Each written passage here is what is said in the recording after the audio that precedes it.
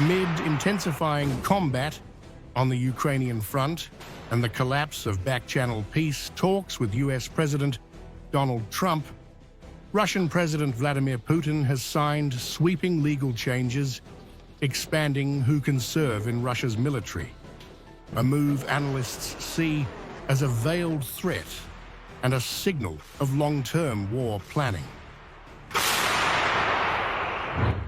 The federal law, signed on July 7th and published on Russia's official legal portal, breaks new ground, allowing even stateless individuals, not just Russian citizens or foreign nationals, to enlist in the Russian armed forces under contract.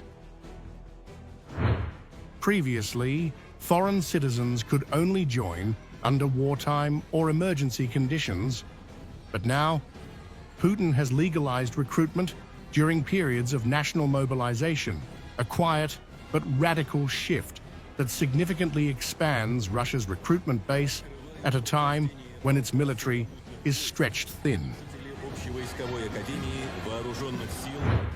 The law, passed by the State Duma on June 24th and approved by the Federation Council on July 2nd, also amends multiple defense-related statutes, covering pensions, citizenship, and even military housing. Experts say this is a legal restructuring for endless war, with Moscow preparing for a drawn-out conflict, not a negotiated peace. Crucially, the law gives the Russian government power to issue combat veteran IDs to members of volunteer and paramilitary groups aiding the armed forces and National Guard, formalizing and legitimizing irregular forces fighting in Ukraine and along Russia's border regions.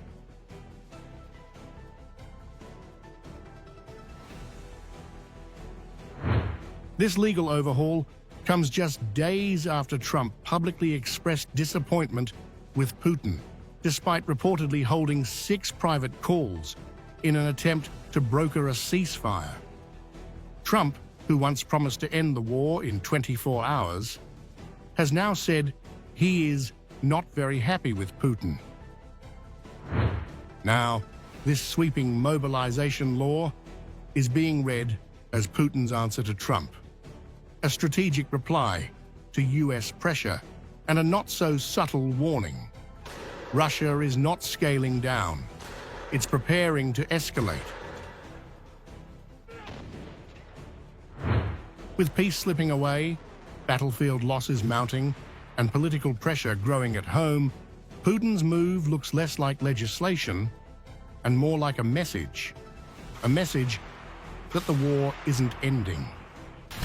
In fact, it may be entering a far more dangerous phase.